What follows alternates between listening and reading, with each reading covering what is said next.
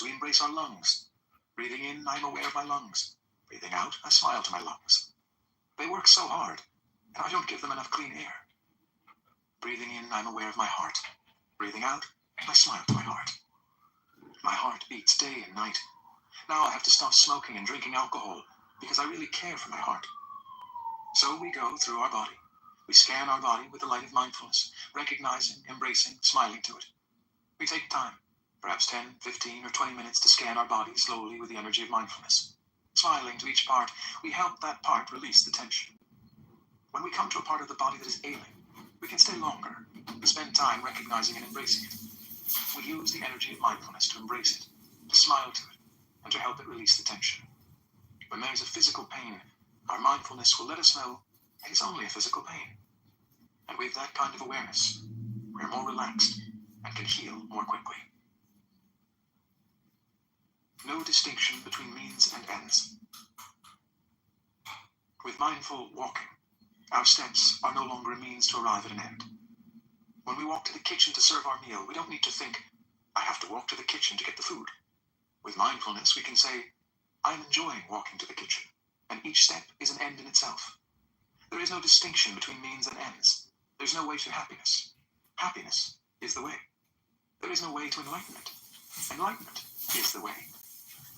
Every time we make a mindful step, we are engaged in an act of enlightenment. We can be enlightened about the fact that we are making a step. Each step can have beauty in it. Washing a dish can be an act of enlightenment. It's delightful to wash the dishes. Taking care of painful feelings. When you know how to take good care of your body with your mindfulness, you can begin to enter the domain of feelings. To meditate on the feelings means to be aware of each feeling that is arising, whether that feeling is pleasant, unpleasant, neutral, or mixed. Before we take care of the painful feelings, we can first learn how to take care of the feelings that are not painful. The Buddha advises us to create the feeling of joy and happiness in order to nourish ourselves before we deal with the painful feelings. Just as a surgeon may judge that a patient is too weak to undergo surgery, and recommends that the patient first get some rest and nourishment so she can bear the surgery, so we need to strengthen our foundation of joy and happiness before focusing on our suffering. We can start with joy. Joy and happiness are always there as seeds in our consciousness. Breathing in, I'm aware of the feeling of joy in myself. Breathing out, I smile to the feeling of joy that is in myself. Breathing in, I'm aware of the feeling of happiness in myself. Breathing out, I smile to the feeling of happiness in myself. Let's get fiscal. Lesson 2, credit card combat. Getting your finances together? Learn to master your money with Credit Karma today for a stronger tomorrow. Defend yourself against generic advice and one-size-fits-all recommendations. Credit Karma gathers offers from trusted partners, helping you quickly pin down the cards and loans that are right for you so you can build those money. Leaving behind. How do we bring about the feelings of joy and happiness that we need in order to be strong enough to deal with our suffering? The first thing to do is to release, to let go. Joy is born from letting go, leaving behind. Suppose we live in a big city like New York or Paris, and we suffer from the noise, the smoke, the dust. Perhaps we want to flee to the countryside. It may take an hour to leave the city behind, but if we can do it, it's worth it. When we come to the country, we feel the fresh air. We see the hills, the trees, the clouds, the blue sky, and we feel so happy that we've been able to leave the city behind and experience this beauty. But it's important to be aware that we won't be able to keep that joy and happiness for a long time.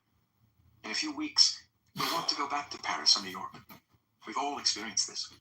We're very happy for the first few days in the countryside, but we don't have the capacity of nourishing and keeping the joy and happiness for a long time. We suffer. We long to go back. We believe that our home is there. Home, sweet home. So when we go back to Paris or New York, we also feel joy and happiness because we're back in our home, only to suffer later on.